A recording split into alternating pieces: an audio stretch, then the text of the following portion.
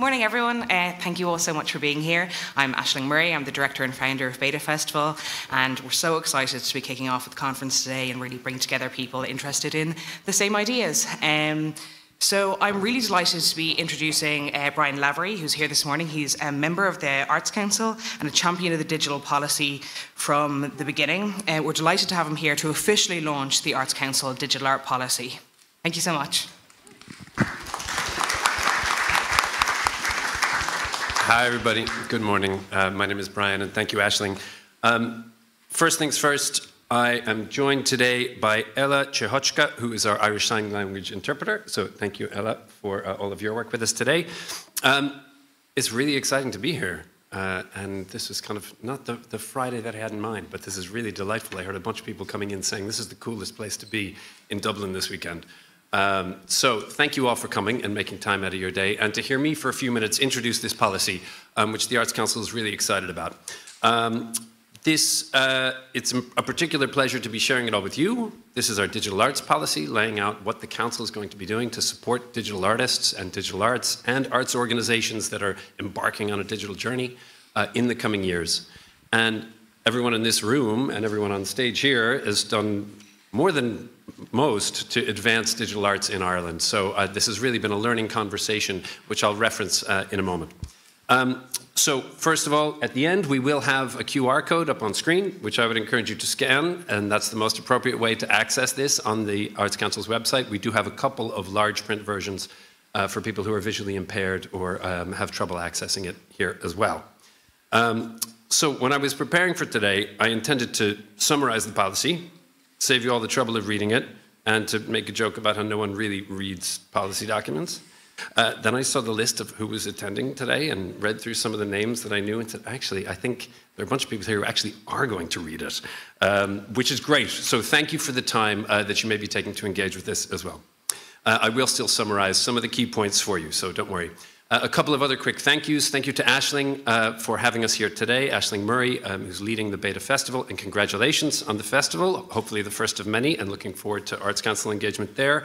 And I hope you're all planning to stick around for the exhibition, which is around the corner, which is phenomenal, and some of the other talks throughout the next couple of days.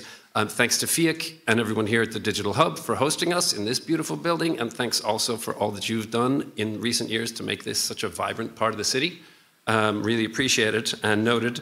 And also thanks to everyone here and anyone who might be watching on our YouTube live stream or who can't make it, who has contributed to the policy. There are a lot of artists, a lot of organizations who contributed advice and your voices and opinions to help make a plan like this come together. Because that's what it really is a plan. I don't know if some people I'm sure have, but maybe not everyone has read an Arts Council policy before. We have a lot. The best part is at the back, because that's where all the actions are. That's where the plan actually does come to life. And we say, here's specifically what we're going to do to achieve the objectives that we've laid out in this policy.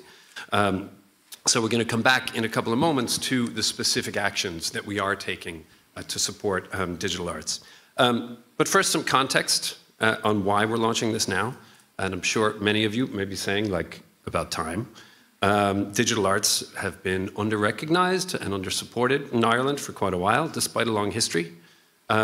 This is a personal reflection on it. When I moved to Dublin a little over 25 years ago, the first cultural event that I engaged with, and one of the most exciting, was purely digital.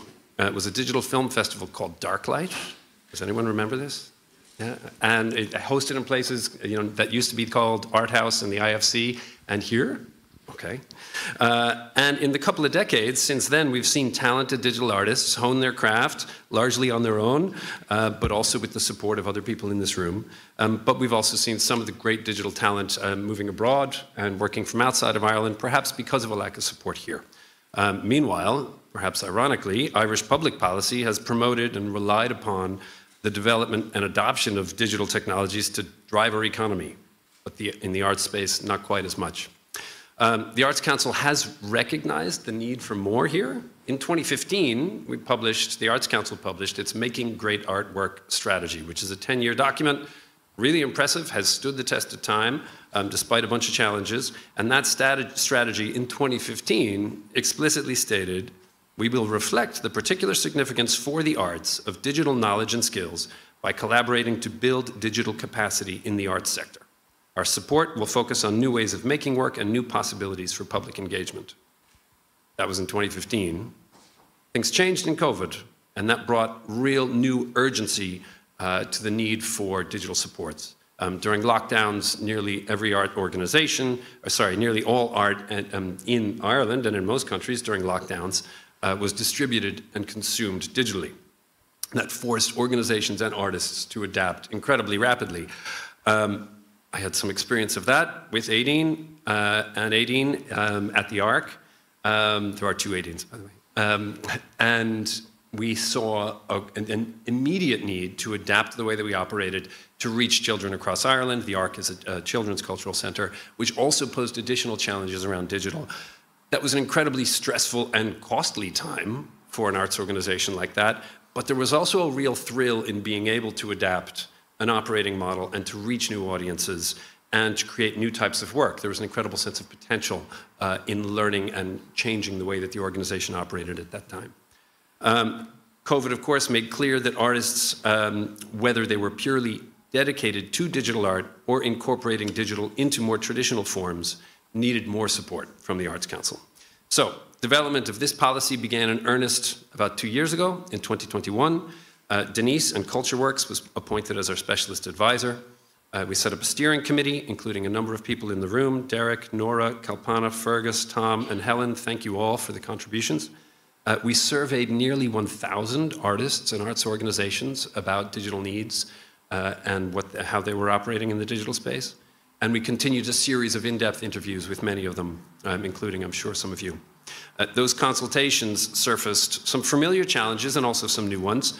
Certainly a lack of expertise for many organizations, lack of digital expertise in the arts sector generally, high costs, particularly in terms of capital investment, competition from streaming services and that we're all familiar with, digital access barriers for some audiences, and a lack of understanding from some support organizations, the Arts Council being one of them. We heard about artists who struggled to submit their applications because they were using technology that our application assessors weren't familiar with, so they had to explain it. And it was a little bit complicated, and we had a strict word count limit on our digital application. By the time they explained what they were going to be using, they didn't have space to also say what they wanted to do with it. So there's some basic obstacles there to be addressed as well.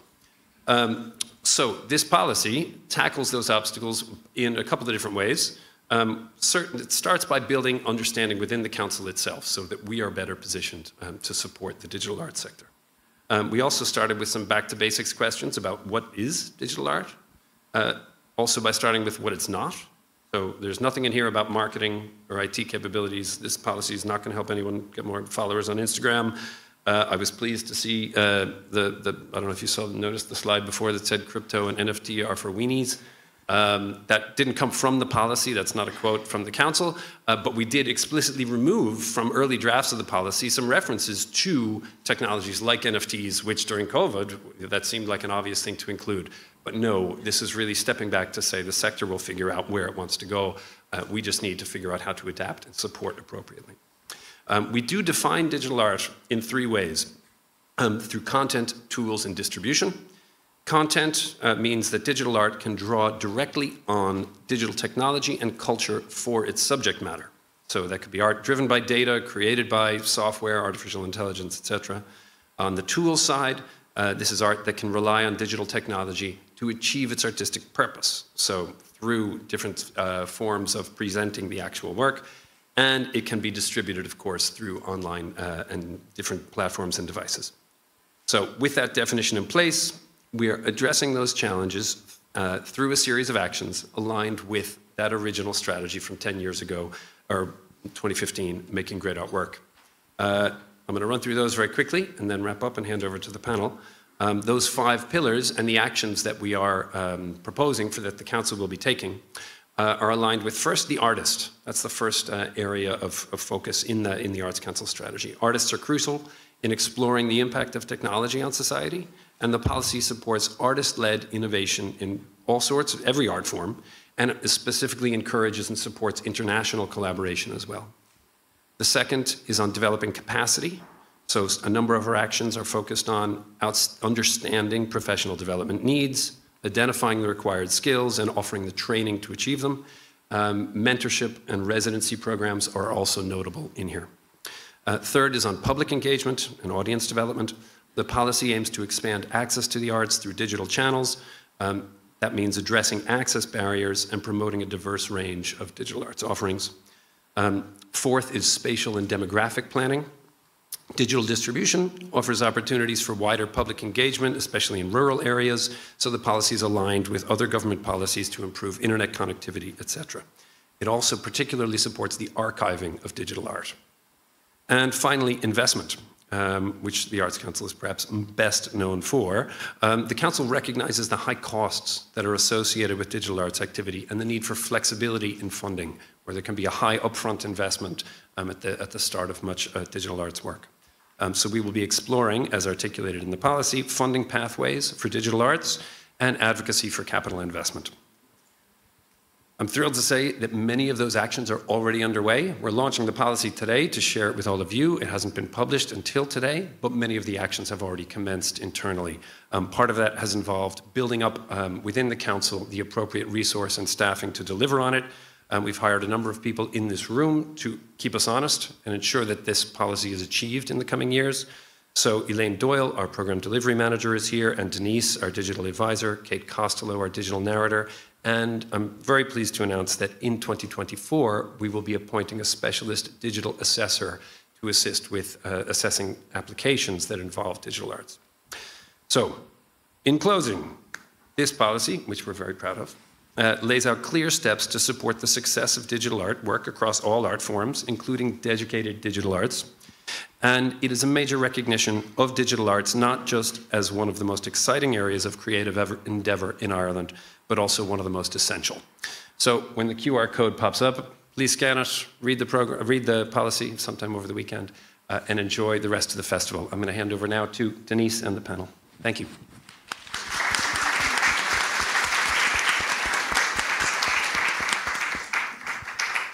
Thank you, Brian. Thanks for launching the policy, and again, welcome everybody, and thanks to Aisling and Anne and the team at B.A.T.A Festival for supporting us for this launch this morning. Thank you again for joining us and for this panel discussion on perspectives from art and tech collectives. We're very fortunate to have panelists representing different art and tech collectives here beside me this morning. They're from all over Ireland. I'll introduce them now in a moment and let them talk about their practice and their organisation. But as Brian mentioned, my name is Denise McDonagh. I'm from an organisation called CultureWorks, based in the west of Ireland. I'm Digital Arts Advisor for the Arts Council. I'm going to chair this panel, and we were appointed in 2021. We've been working very closely with the Arts Council since then to develop and deliver the policy, and we're absolutely delighted that it's out in the public, and we look forward to having you engage with it over the coming years. We're delighted to host the panel and to discuss the challenges and opportunities working in digital arts in Ireland. The panellists luckily had the privy of reading over the policy for the last week. I'm going to talk to them about their first impressions of the policy, see what their understanding of it is.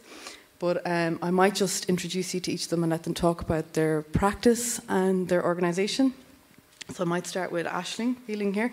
Ladies first. Aisling is a multidisciplinary visual artist working across 3D, animation, photography, video, virtual reality and live interactive technologies. So Aisling might just talk to us a bit about Dublin Art and Technology Association, D.A.T.A. Yeah, certainly. Thanks all for coming. So yeah, I run an organisation with Paul O'Neill and Tom O'Dea, who are here today. It was founded back in 2002, and there's been a really amazing kind of history of people involved in running a very important organisation that basically creates kind of an informal space for people to share new ideas and kind of opportunities to share work basically in the art and technology sphere. So we run monthly events, try to do them monthly, always free, and just kind of to create a space where people can engage and maybe test out ideas, and we do like open projector nights, and yeah, really just to kind of keep the community of art and technology alive in Dublin. Thanks, that's great. And Scott here beside me, Scott Robinson, is a new media artist, digital and film, works across installation, live performance, video and dance. Scott is part of a collective called Concept Null. Concept Null are going to be hosting an event here on Sunday, which you should all go to. Concept Null are relatively new, and Scott's going to talk a bit about his practice and Concept Null for me. Yeah, thanks for coming, everyone. Yeah, so we run Concept Null down in Limerick, but it's nationwide, essentially, what we do. So we just connect anyone who identifies part or is even interested in new media art as part of their practice. And basically, we run these kind of newsletters that kind of connect people across the country and expose, like funding opportunities, events that are happening, anything like that. And then we also run kind of periodic meetups as well. So we really try and promote visibility within new media art. Anyone who sees like working with, I suppose, technology at that intersection of art, but also, I suppose, people who work with technology in a creative capacity. And who really kind of have it as part of their creative process, and they're not a technician, they're an artist, and there's a big differentiation there. So yeah, that's what Concept Null does, and we're running a meetup on Sunday at 2 o'clock until 5, so pop along if you want. It'll be a pretty good meetup, I think. Yeah. Cheers. Thanks, Scott. We have Richard Davis here in the end. Richard is an artist, animator, and musician based in Belfast. Richard is going to talk to us about Digital Art Studios Belfast. Yeah, thank you. Thanks for inviting me down here. Like, it's great to represent the Digital Art Studios in Belfast at this event. So I'm a practicing artist and I work in digital arts, but I'm down sort of representing the Digital Art Studios, and I work there as a creative technician. And the Digital Art Studios in Belfast has been running for 20 years now, and was set up by Queen Street Studios to support artists who work with technology, which we continue to do through artist residencies. We have 4 artists working with us for 4 months at a time to develop their skills, their creative practice, give them access to equipment, all the kind of things that they wouldn't have really to push them forwards. We also do workshops, we do one-to-one technical support help, we have a membership scheme, I'm probably going to forget other things, but we do a lot to support the artist community in Northern Ireland, and that is artists who work with technology, not exclusively digital artists, because obviously 20 years ago that would have been a very different scene, and that's obviously one of the topics that is covered in the policy. I think it's artists who work with technology. So, yeah, I don't really know what else to say. We'll leave it there. Thanks. Okay. And then we have Joey Maguire. Joey is a multidisciplinary artist specialising in creating theatre-informed immersive experiences, utilising sound, projection, lasers and lightings. Joey is going to talk to us about Timpeall, based in Cork. So we have the whole country covered here, I think, today on the panel, which is great. Yeah, yeah, Timpeall is a collective I'm part of. It was kind of formed a few years ago through just doing the music tech course down in the School of Music in Cork. And yeah, it's essentially a lot of audio-visual lighting experiences, trying to just tap into immersion. And then, yeah, I guess a lot of tech is involved in doing this kind of thing, which brought me into the digital art world in particular from a musical background, say. But yeah, Timpeall, it's been a wild ride so far. But yeah, delighted to be here now today to kind of just get down to the nuts and bolts of the whole thing. Anyway, but yeah, that's it. So over the week they've had, as I said, the bit of time to look at the policy. So I just want to get some first impressions. And Aisling, I might ask you. Well, I'll ask all of you, but Aisling, I might start with you. What do you think the policy might do for your practice or for the work of the collective? Yeah, I think we had a little chat there before, and we were like, what can we say is wrong with it? And we were like, it's just so great that it exists. Like, I think just to have the support of knowing that there's a box to be able to tick, you know, that it's going to, I think, as well as what Brian said, of you spend a lot of time explaining the tech so that they can understand it, like in applications what you're even going to be doing, and then I found I never get to the conceptual part because there's so much to kind of explain in how you're going to do it. But yeah, I think just having the support, like financially as well. I think cost is a huge barrier for a lot of things, and I think if you having a policy like this and being able to kind of see an avenue for yourself is very promising for me. Yeah. Scott, what about you?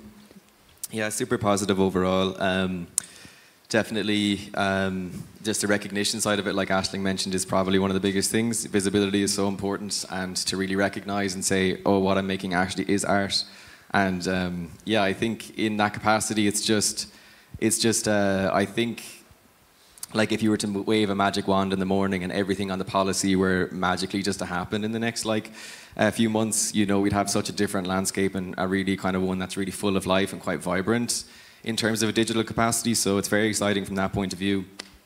So yeah, I'm looking forward to its implementation, and especially having the action to back that up. And I do believe that it will happen. It definitely will take a time, but I think it hopefully will be something that's kind of exponential, something that happens like in a growth context. And if the community gets behind it, then really I think it'll grow fast. Joey, what was your first impressions? Yeah, definitely shared similar views to the lads there. I think something that I found really reassuring about it was the part of the document where it was like feedback that had been gotten from just different surveys and that, and like just being able to empathise with different people who are in the same position as well, and you're just like, oh yeah, okay, we're all having this same kind of struggle in ways, like particularly like cost of entry, stuff like that, and then just blurring the lines between tech and artist and production manager and you name it, like you're kind of that in this world, like so yeah, I found it was just a nice thing to kind of reaffirm thoughts I already had, but also then some new information that was like, oh, happy days, this could go somewhere now, like, so yeah. And Richard, you're representing digital art studios in Belfast, so your position's a little bit different than everyone else in the panel because you have a space. So I'd be interested in your opinion, obviously living and working in the north, and what you think this could achieve in the context of opportunities for Northern Irish artists working in the south, and then also for the development of artists from the south working in the north. Yeah, it's great to see this policy happen. We don't have a digital arts policy with the Arts Council of Northern Ireland as yet, although we are lucky to have a new sort of funding opportunities for artists and organisations working in digital arts. So that's great. So it's a good starting point.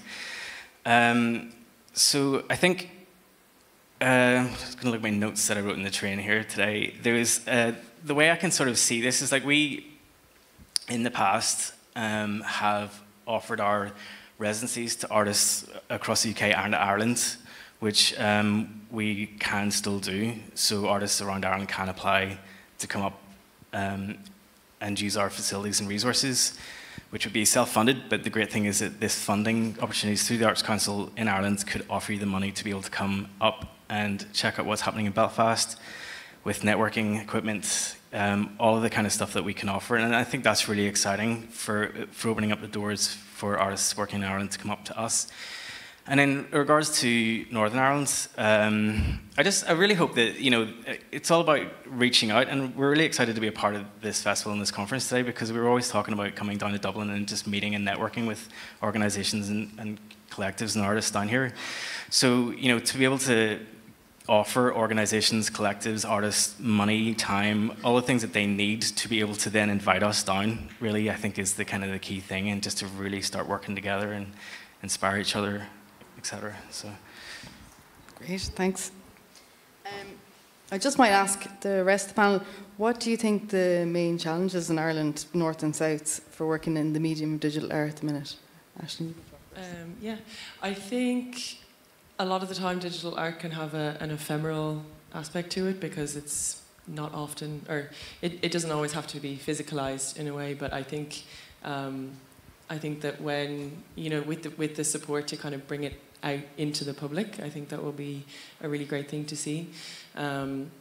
Yeah, I think some of the challenges, I think one thing I was really delighted to see was the mention of archival aspect to digital work, because I think with that ephemerality, you create something, it's presented in an exhibition context or in whatever way you decide to display the work, and then it's just a file on your laptop and it never sees the light of day.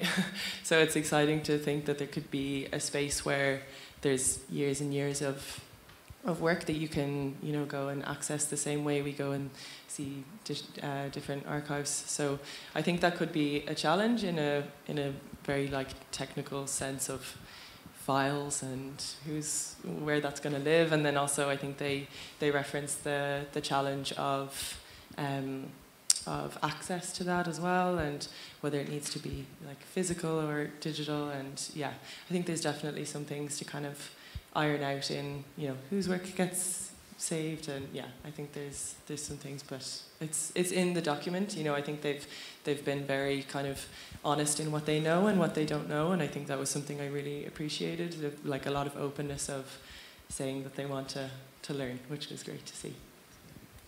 Well, technology is changing so fast. The Arts Council can't be experts, so yeah, that's why they're looking at collaborative approaches with everybody in the sector. Scott, what about you? What do you? Yeah, I could sit here for 7 hours and explain all the issues we have, but there's a lot, but it's improving over time, and I'm finding the inclusivity is getting better. One of our bigger ones is definitely space. Space to studio space as a digital artist. Spaces to exhibit work, spaces to prototype things, collaborate with people, spaces that have access to tech or have something built in, digital facilities to really showcase what we're doing, or even come up with ideas and do research and development. On top of that, equipment access is a huge one, where the price of equipment is so expensive for some digital things, whereas if there was some kind of resource or sharing, which I saw there is potential plans for that in the document, and there is, finding out what those gaps are, I think is going to be a huge thing. And then I think one of the bigger things as well is just a massive challenge has been, like you're saying, just articulating to a person in your thing what I'm trying to do. I would love, like you're mentioning, you're going to have this digital expert who's going to review those artworks, and I'm really excited by that, because I want someone who can kind of look at my artwork and see the type of pixel interpolation I'm going to be using, the type of effects I'm going to be using, kind of maybe appreciate the digital literacy around what I'm actually creating and understanding that, and kind of heightening, and just kind of we can all then engage in critique, and it would just be something, again, the community grows and develops, and the artwork gets better in a digital capacity. So yeah, those have been big challenges, and it's even when you're applying for things, it's you can see the person reading your application got really excited by the idea, but have no idea how to interact with it, and you're just, this I think will really help address that gap. So yeah, those are some big challenges. I have way more, but I'll let other people speak. Joey, what about you? Yeah, similar. The space to do things. We've got all sorts of ways of kind of previs on 3D software, and then binaural decoding for immersive audio and all this kind of thing. And they're all very useful tools for perfecting workflows or creating just work, or any kind of a bit of practice or anything, But then it doesn't necessarily translate to the real world. A lot of, it can do, but it's there's nothing quite like just being in a space, just creating for that space. Particularly site-specific work. If you're doing anything that's any way oriented around a room that may have an unconventional layout, isn't necessarily a white box or whatever that you have just to play with, or there's just challenges to come along with that kind of render a lot of pre-production uses in the end, So and look, in our experience, where a lot of our gigs are pop-up kind of one day, you get in the morning, you're lucky if you get in the night before, and you might get in the morning, you're setting up a full, a huge array of equipment, then you're teching it all day, you're keeping an eye on bits and bobs, and then that's a huge thing as well, because you're there to perform nearly. Then I've had to. That's why a lot of the guys in Timpeall are involved as well, is because some of the creative end of things that I do, I have to delegate away purely just to tech stuff. So again, being in a space for a certain amount of time in the run up to an event is something that would be great. But even being in a space like that, you can configure all the equipment and then take it down and move it to the event space. That's huge. But yeah, like Scott said, the equipment is another factor altogether. Like, because you're trying to find the most like cheap open source way of doing things, non-proprietary, just way of making things go. And unfortunately, a lot of the time in those situations, reliability can be a factor as well. So like, yeah, if you dropped like big money on a sensor, happy days, it's gonna work. Like, but I mean, if you're like us, like we've been chatting away like that, if you're using the old tech that's like not even supported by manufacturers anymore, it's cheap and it's a nice access to the world of it. But like, yeah, it's a huge kind of when it goes down on the day, you're like, oh no, here we go. Like, so yeah, I think space and cost of entry and the tech that goes along with it are, if you're not in an educational institute full time where they have all of this like an access to it, then you're at a massive disadvantage of developing your work, I think. So in our case anyway. That's great, thanks, Maine. And Richard, what about you? Yeah. Challenges that we face are not dissimilar. As we're an organisation, we're really lucky. We have a premises. We moved into a new premises about a year ago, and since then we've have actually an exhibition floor and a space that artists our residents can use to test work. And this is really exciting. We've always wanted to have an exhibition space, and it's been proved very successful in the last 6 months that we've been running it. So that's great, but on the flip side, we have equipment that we can offer, but the funding it's just not great, and it's the upgrading and the upkeep, and as you said, things change all the time, and that's where, like, in a few years' time, like, where do we get the money to upgrade that equipment? I think that's a huge problem working in this sort of within the digital arts. The other thing was. Really, I guess on your note, there's a lot of artists in the Northern Ireland, including myself. I don't know about in Ireland, but artists are kind of turning to academia for security, even if it is short term. And it's nice to see this policy is really thinking about like how the Arts Council can support artists to do art. They don't necessarily have to turn to do artistic research because that's different from artistic projects. So that's one of the things, and then also in Northern Ireland, usually when you see digital arts, it's events, festivals, all these kind of things. There's a commercial and industry focus, and again, there's not much of an artistic focus or like the arts, and I think that's where we need to really. It's good to see the policy sort of focusing in on that because, yeah, there is even in academia, they have money, they have this equipment, but it's all behind closed doors. So. Yeah. That's really interesting as well, because I think when we were doing the research for the policy, when we did talk to artists, their technical skills were bringing them into other areas, other jobs, and was taking them away from their arts practice. And that was one of the things we really did want to consider for the policy. And I think you can all kind of resonate with that. I just want to ask maybe what we've touched on a little bit, but what do you think needs to change to facilitate practicing digital arts in Ireland? I'll ask you, Aisling. I think that this is a really great first step. I think the thing from the policy that I would love to see really happen is space. I know the guys have said it. I think it really would just facilitate I think the practice being digital, but being in a space with people together, I think is really huge. I think, yeah, a lot of it is felt quite kind of covered in the policy, so it'd be really great to see that kind of come to fruition, and it seems like the plan is in place to kind of make that happen.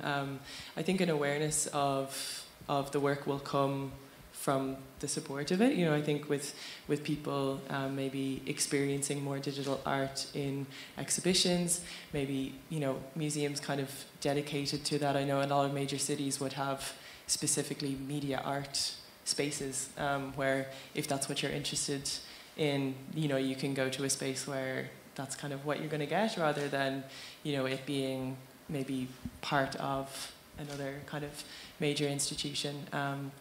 But I think those changes will happen when the work is supported, and then when there's place to develop it and fund it and then bring it into the world. But yeah. Scott? Yeah, it feels like in a way like the policy is like a big block, and like we're going to be the sculptors of that in a lot of ways, and we kind of you have to kind of carve out what aspect of that is important to you and your niche or your community. And I think if the policymakers consistently engage with the communities, with our organizations, with everything we do, and the artists themselves, that will happen over time, and I think that will be a great thing, And I think, like, we're with Concept Null, I run it with Walter Need and Roisin Berger sitting over there.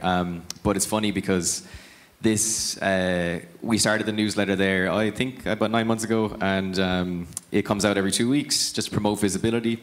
But it came out of frustration. And from not having a box to tick when applying for art and kind of validating that.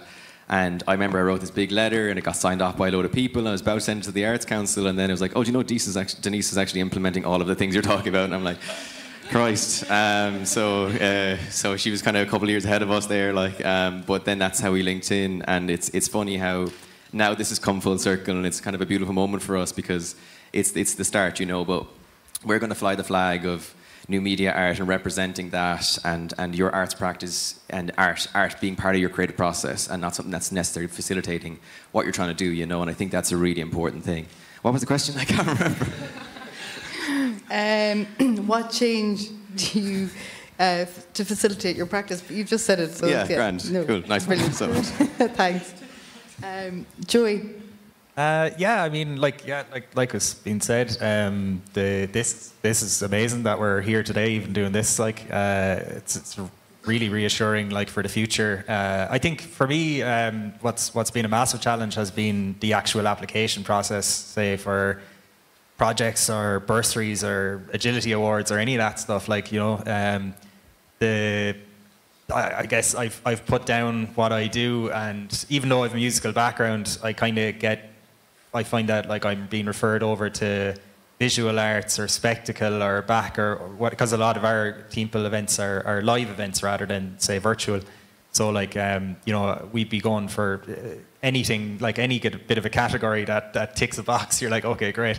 But to no avail, unfortunately. So I suppose at this stage it's kind of like, right, well, if the application process is a bit more streamlined to just to incorporate exactly what we do, or at least have a bit of, not being restricted to a word count, that kind of thing, when you're describing the work, if it's something that's not quite as conventional or traditional art form, So that's it. I think just the applications. I think there's plenty of courses out there and learning resources that people can avail of to get into this world.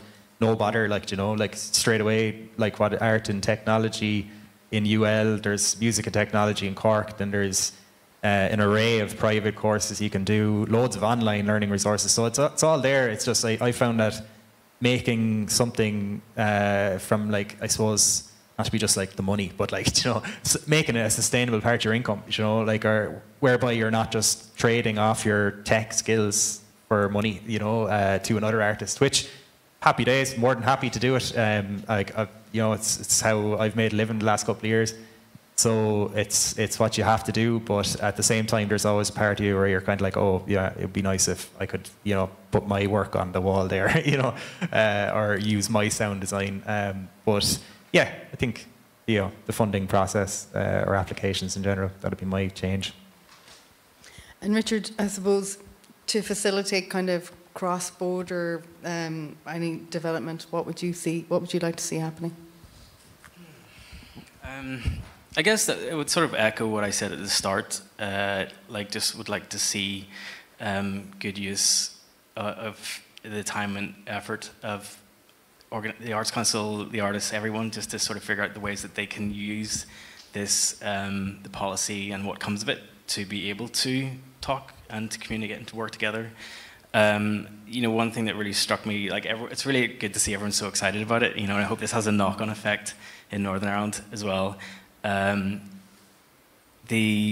was I going to say? It's the listening. It's like they're all saying. It's like we're really excited to have people want to listen to us and ask us, like, what do you need? And I think it's really critical to have somebody in the Arts Council who's just willing to go out and speak to everyone and listen to everyone and move forward from there.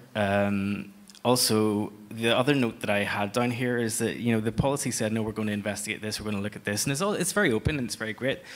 But these people exist here already. These networks, these collectives, these artists, they're all here. So just look for them, find them, and just strengthen them, like give them what they need. I think that's really the important thing that I can see from this. So, I don't know. Thanks. So, I mean, I might just wrap with a last question to all of you. You've all kind of went through the implementation plan, the actions, and I'm just wondering, is there a favourite one or one that stood out to you? I mean, you might have mentioned them, but is there maybe one or two or other ones that you haven't mentioned that you're kind of really excited about or can't wait to see? Maybe, Aisling, you might go. I think this space for me has got to be just the opportunity for there to be, and not even to for finished work, but for there to be a space where people can learn. I think we talked about barrier of cost, but also some of this, some digital stuff is just really complicated and it takes a really long time to figure out. And I think the combination of cost with that, the support with funding and space, I think will be really, really powerful. I think a lot of the stuff that I do in my 3D softwares, I use free softwares and learn free tutorials, and I've never done any training in it. And it still, I get there, but it means I'm spending years on projects, you know, really, really long time. And the community is there, but it's hard to find people, you know. Only a couple of weeks ago, I just made a Discord called Digital Artists in Ireland. And it just came because I put out an open call being like, who uses Unreal Engine? Who uses Touch Designer? I just got to such a frustration as well, you know, to a point where who is using this stuff? I need people to talk to about the challenges, because I think a lot of the time it's just you share a finished piece and it's done. And I think a lot of the time you need people to be angry with that stuff's not working. And I think a space where there can be learning as well as showing finished work, I think will be really, really incredible to see. And really kind of, if people see that there's a space to learn together, I think that's so much more endearing than watching tutorials in your room by yourself. So that's really exciting for me. Thanks. Scott? Yeah, I suppose one of the more exciting things I think was kind of, I suppose, developing or supporting organizations to, you know, to accentuate their digital capacity, you know, and I think that would be great if you can also, there will be support for newer organizations and smaller organizations, because there's loads of businesses, there's loads of organizations that haven't formed here because the infrastructure hasn't been here it's been here on a lower level. So if we really develop that capacity, especially for newer organizations and the infrastructure in general, I think, which is part of the policy in there, I just think that would be such an exciting thing. And I think that will at least have something to retain people here. And I think that's so important when you're developing community and you're developing capacity for people to kind of grow from. I think you need that infrastructure as a foundation. So yeah, that's the thing I'm most excited about, yeah. Great. Thanks. Joey? Yeah, I think seeing the acknowledgement of the fact that other industries out there are embracing the skills of digital artists in Ireland, that's a huge thing, because obviously there's a huge commercial element to any of that, particularly film and TV production here. I think if the digital arts art workers or artists are kind of enticed toward that world, then yeah, this type of work will just not exist necessarily, or you know, it just presents a lot more struggles. So I think acknowledgement of that, and then acknowledgement of just you know, we're listening to you, you know, that they're great things, you know, there's so much value in that, and hopefully over time we kind of see the benefits of it as well. So Richard? I was just thinking, just listening to the others talk there about resources and infrastructure. Like, you know, one of the things that we've found at Digital Art Studios, especially post-COVID, is just this real desire for artists to want to connect to each other. Okay, we can provide them equipment, we can provide them the facilities, the studio space, the desk, the computer, but actually it's really the connections that you said, I need to find somebody working with Unreal. Like, we sort of notice that all the time. And so, yeah, I think those things are kind of really important. And it made me think then again back to whenever you were asking, like, what I would like to see out of this as well. Like, it's that sharing of knowledge, like, needs to cross the border as well. Like, there's no need for it not to. I think that would be really great to see that really expand out, I think. Well, I think bringing ye collectives, all of you together today, is a good starting point to start sharing that knowledge, because it's your first time all meeting. So that's really exciting. And I think that's why this was a great idea to put this panel together. I'm just going to kind of wrap now because I'm conscious of time. The policy is now live for all of you to read and engage with. I hope you get to read it or want to read it. As I said, we'll be working with the Arts Council to deliver the policy over the next few years. We're very excited about that, and it's going to be great. It's really exciting for the sector, and it's very exciting for the first impressions from our panellists. Thanks again to everybody. Thanks especially to the panellists and to Brian for launching. And thanks everyone for coming. Thank you.